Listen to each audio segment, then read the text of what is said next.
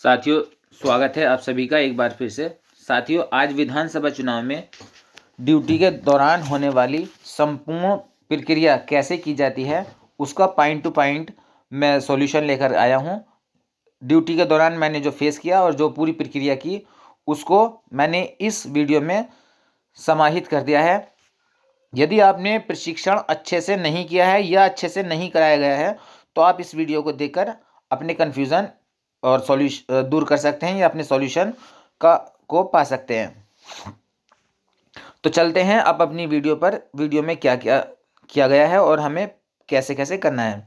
EVM और चुनाव, ballot unit और कंट्रोल यूनिट को बक्से से निकालकर उसके सील एवं एड्रेस टैग की जांच करें कि यह उसी पोलिंग स्टेशन की है या नहीं है जहां हमें ड्यूटी अलॉट की गई है। बैलेट यूनिट के केबल को कंट्रोल यूनिट के पिछले हिस्से से स्थित सॉकेट से जोड़कर स्विच ऑन करें।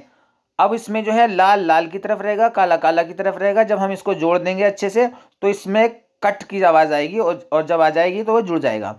ईवीएम के नंबर एवं इसकी बैटरी स्टेटस की जांच कर लें कि ये बैटरी फुल है या नहीं है। कंट्रोल यूनिट के टोटल बटन को दबाकर यह देख लें कि मशीन में पूर्व से कोई आंकड़ा नहीं है।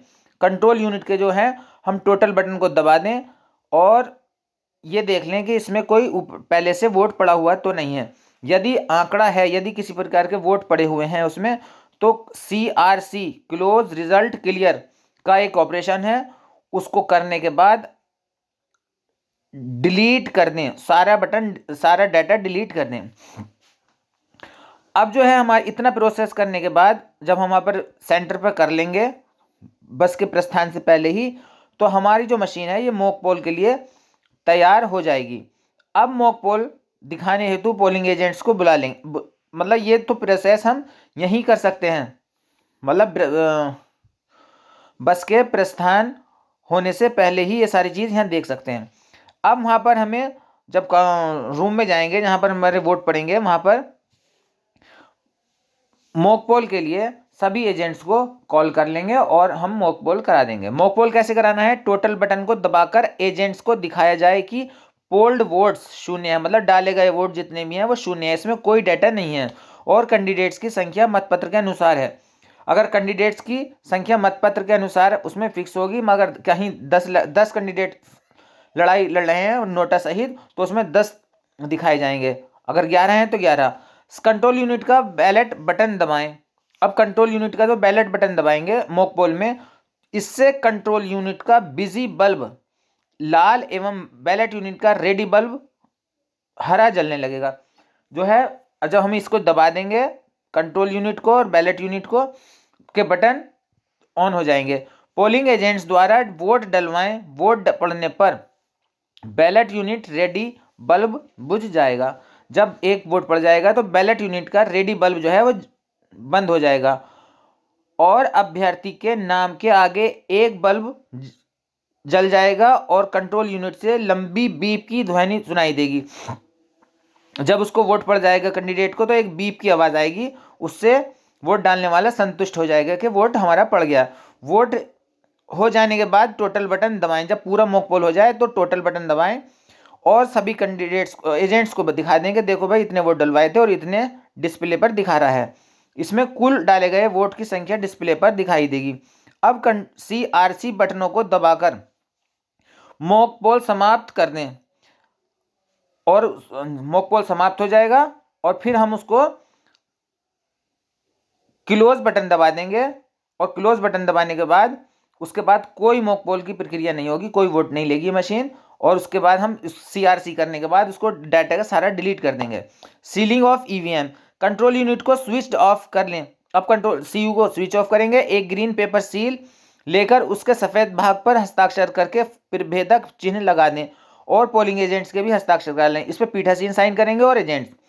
अब रिजल्ट सेक्शन को खोलकर उसके एलिप्टिकल खांचे में सील के हरे भाग को ऊपर रखते हुए लगाएं ताकि सफ़ेद भाग खांचे से दिखाई पड़े। रिजल्ट सेक्शन का भीतरी दरवाज़ा बंद कर पेपर सील के दोनों सिरे बाहर की ओर निकले हों। क्लोज बटन वाले भाग में एक स्पेशल टैग रखें। इस पर कंट्रोल यूनिट का नंबर अंकित करें एवं हस्ताक्षर करें एवं करवा दें। स्पेशल टैग को बगल में बने छिद्र से धागा डालकर सील कर दें। अब रिजल्ट सेक्शन के बाहरी दरवाजे को बंद कर उसमें एक एड्रेस टैग लगा दें। इसे भी सील कर दें। अब जो सारी प्रक्रिया है हमारी सीलिंग की वो पूरी हो जाएगी। अब इसमें वीवीपैट की और है, वीवीपैट को भी सील करना है। वीवीपैट के स्लिप बॉक्स को जिसमें पर्ची गिरेंगी उस बॉक्स को भी हमें सील करना है। यहाँ तक जो है हमारी सीलिंग कंप्लीट हो गई। अब तीसरा प्रोसेस है स्ट्रिप सीलिंग। क्लोज बटन पर कैप लगा दें। जो क्लोज बटन होता है उस पर कैप लगा दें और उसको बंद कर दें कि धोखे से कभी क्लोज बटन हमसे ना दब जाए। अगर धोखे से भी हमसे मतदान के दौरान एक्चुअल वोट पोलिंग के दौरान ये क्लोज बटन दब गया तो पूरा पोलिंग जो है वहीं पर रुक जाएगा। उसके बाद मशीन कोई भी वोट नहीं लेगी, हमें सीआरसी करना होगा। लेकिन अगर हमने सीआरसी कर दिया तो जो पहले वोट पड़े हैं वो शून्य हो जाएंगे। तो इस स्थिति में हमें दूसरी सीआरसी नहीं करना है।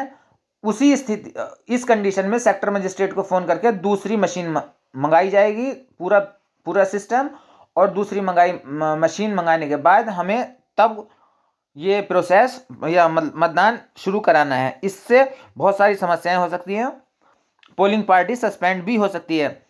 क्लोज बटन पर कैप लगा दें। स्ट्रिप सील के गोंद युक्त भाग ए को मशीन पर ऊपर की ओर रख कर ग्रीन पेपर सील के निचले छोर को उस पर साट दें।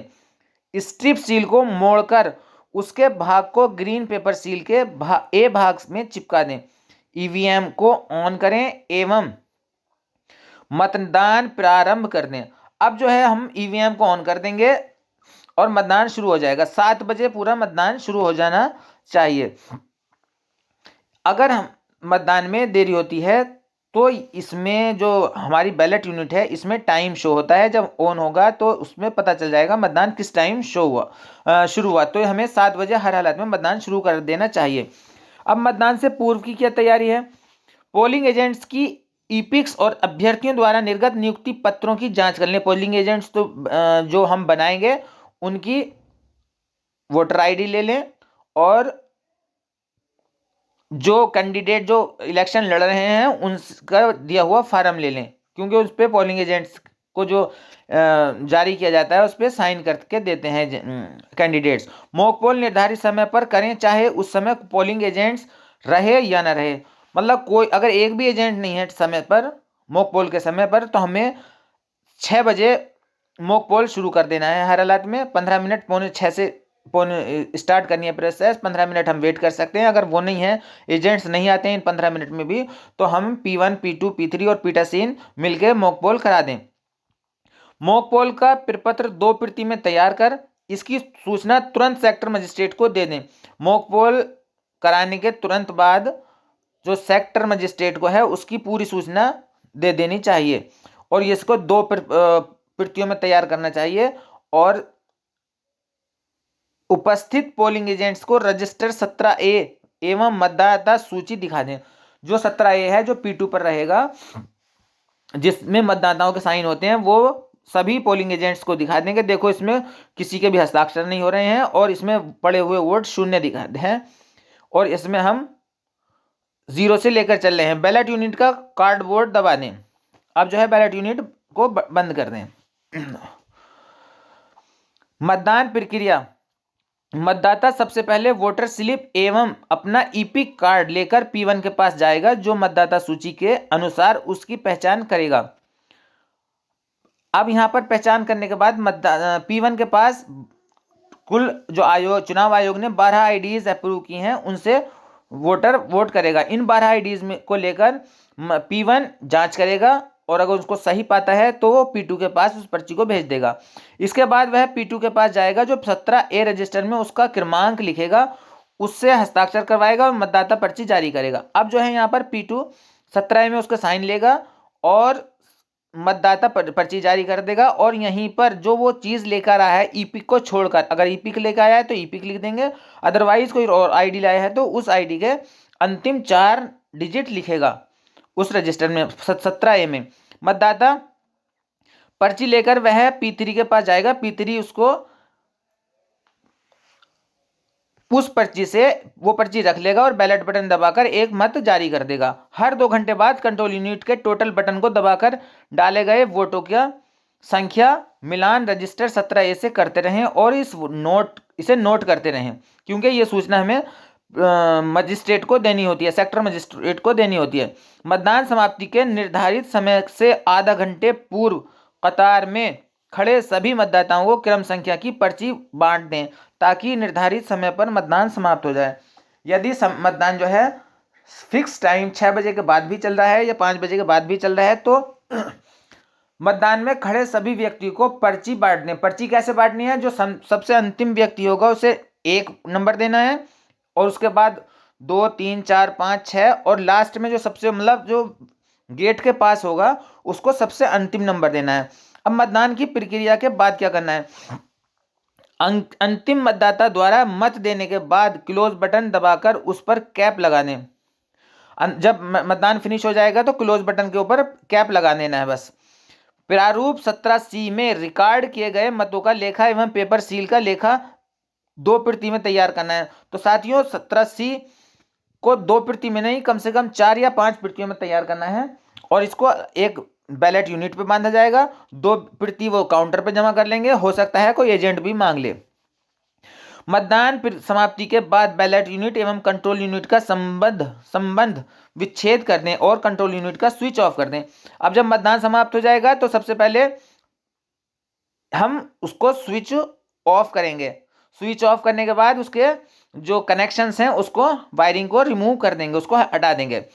अब इन्हें अलग अलग बक्से में डालकर एड्रेस टैग लगाकर सील कर दें। अब इनके बॉक्सों में डालने के बाद इन पे एड्रेस टैग लगा देंगे और इनको सील कर देंगे। समस्त निर्वाचन कागजातों एवं सामग्रियों को अलग अलग 4 लिफाफों में पैक कर दें। अब जब इतनी प्रक्रिया कर लेंगे तो अब लिफाफे बनाने का टाइम आता है। लिफाफे सबसे पहले है सांविधिक लिफाफे। या हरे रंग का जो लिफाफा तो है वो सांविधिक लिफाफों का होता है। निर्वाचक नामावली की चिन्हित प्रति रखी जाएगी एक लिफाफे में जो P1 के पास होती है। मतदाता पंजीकरण रजिस्टर 17A जो P2 के पास होता है, ये भी सील होकर जाना है। मतदाता पर्ची जो प्रयुक्त पर्ची है वो भी सील होकर जानी है। प्रयुक्त निविदत मतपत्र और प्रपत्र 17B जो 17B से रिलेटेड प्रपत्र हैं वो या टेंडर वोट्स हैं वो भी बैलेट हैं, टेंडर बैलेट्स हैं, वो भी सील होके जाने हैं। अप्रयुक्त निविदत मतपत्र जो यूज नहीं हुए हैं, जो यूज्ड हुए हैं वो भी और जो यूज नहीं हुए हैं वो भी, वो अलग अलग लिफाफों में जाएंगे। छोटे पैकेटों को सील कर एक बड़े लिफाफे में रखना और फिर एक बड़े लिफाफे को भी सील करना। मतलब ये 5 जो लिफाफे हैं छोटे, इनको एक बड़े लिफाफे में रखना है, लेकिन हमें सील नहीं करना है साथियों। सील करने के बाद हमें काउंटर पे परेशानी होती है क्योंकि काउंटर पर वो सभी लिफाफों को अलग अलग चेक करते हैं, तो वहां पर हमें बड़े लिफाफे की सीलिंग तोड़नी पड़ेगी। तो बड़े लिफाफे में रख लें और एक सुतली से बांध लें और सिर्फ काउंटर पर जब वो पहुंचे तो उनको निकाल के दिखाने हैं वो अलग अलग लिफाफे।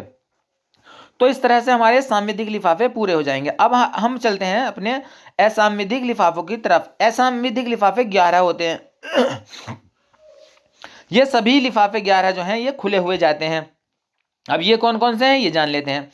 असंविधिक लिफाफे सबसे पहले निर्वाचक नामावली की अचिह्नित प्रतियां, मतलब जो बची हुई प्रतियां हैं 2 या 3 मिलती हैं वहां से काउंटर से, तो जो बची हुई प्रतियां हैं उसको हम जमा करेंगे खुले हुए लिफाफे में।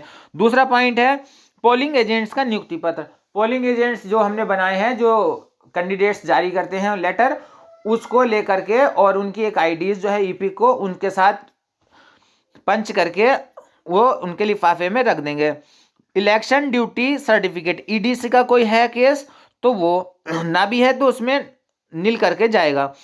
चैलेंज वोट्स की सूची, चैलेंज वोट्स है कोई तो चैलेंज वोट्स की, ये चाहे पढ़ें या ना पढ़ें लेकिन इतने लिफाफे लिए जाएंगे। चैलेंज्ड वोट्स की सूची, अंधे शिथिलांग मतों की सूची, आयु संबंधी घोषणाएं, चैलेंज्ड वोट्स की प्राप्ति रसीद, अप्रयुक्त एवं क्षतिग्रस्त पेपर सील, अप्रयुक्त मतदाता की पर्ची, अप्रयुक्त स्ट्रिप सील और अप्रयुक्त स्पेशल टैग। साथियों ये 11 चीजें हो गई। ये 11 चीजें सभी अलग अलग लिफाफों में जाएंगी, लेकिन सभी ये खुले हुए लिफाफों में, छोटे लिफाफों में जाएंगी। अब इन 11 लिफाफों को एक बड़ा लिफाफा मिलेगा पीले रंग का, उसमें रख देंगे, लेकिन सील इसे भी नहीं करना है। सिर्फ इन्हें रखने के बाद वहां पर काउंटर पर ले जाएंगे, और जब वो काउंटर पर इन लिफाफों को खोलेंगे तो हम सुतली से बांध के ले जा सकते हैं अपने पोलिंग बूथ से, और वहां पर खोल के उनको अलग अलग दिखा देंगे। तो साथियों हमारे सांविधिक और असंवैधानिक लिफाफों की प्रक्रिया पूरी हो गई। अब एक है खुला पैकेट। ये इंपॉर्टेंट है ज्यादा, क्योंकि ये इससे मिलान करते हैं वो हाथों हाथ। पहला है रिकॉर्ड किए गए मतों का लेखा या मतपत्र लेखा। इसको देखते हैं। वो ये लिफाफे में भी जाता है और ये खुला हुआ भी जाता है। नंबर 2 है पेपर सील अकाउंट। मतपत्र लेखा जो है हमें कम से कम 4-5 तैयार कर लेने चाहिए। दूसरा है paper seal account. Paper seal का एक अकाउंट है, फॉर्म, वो ले जाना है खुला हुआ। पीठासीन अधिकारियों की घोषणा। पीठासीन अधिकारियों की 4 घोषणाएं होती हैं, चारों उसमें ले जानी है। अब है पीठासीन की अधिकारी की डायरी। पीठासीन पदाधिकारी की डायरी जो है, पीठासीन की डायरी होती है एक, जिसमें पीठासीन इलेक्शन की पूरी कवरेज करता है। उसमें क्या क्या हुआ, किस टाइम क्या हुआ, और उसमें सबसे महत्वपूर्ण ये होता है कि वो डिक्लेयर करते हैं कि जो पोलिंग प्रोसेस था वो शांतिपूर्ण रहा, पीसफुल रहा, या कोई अप्रिय घटना घटित हुई। इस तरह से ये हो जाएगा। अब है वोटर टर्नआउट रिपोर्ट या PS05 फॉर्म। इसको साथियों कम से कम इसकी 2 प्रति तैयार करनी है। वो 2 प्रतियों में लीजिएंगे, एक खुला हुआ लेंगे और एक ये लिफाफे में रखा हुआ लेंगे। अब है 16 सूत्री प्रेषक रिपोर्ट। 16 बिंदु रिपोर्ट साथियों काउंटर्स हमें ऑफिस से नहीं, उससे जहां सामग्री मिल रही थी वहां से नहीं मिली है, तो ये आप एक अपने से पहले से ही घर से ले जाएंगे, जो अच्छा रहेगा आपके लिए। अदरवाइज जो हमें भी नहीं मिली थी तो हमें काउंटर पर दी गई और हमें वहां पर खड़े होकर भरनी पड़ी। तो इस तरह से ये सभी लिफाफे तैयार हो जाएंगे। अब है अन्य लिफाफा। इस लिफाफे में मतदान समाप्ति के बाद बचे हुए सभी सामग्री को रखना है। अब जो सारी सामग्री बची हुई है हमारी, उसको हम एक लिफाफे में लपेट देंगे, बांध देंगे, और ईवीएम जहां जमा होंगी वहां पर इसको जमा कर देंगे।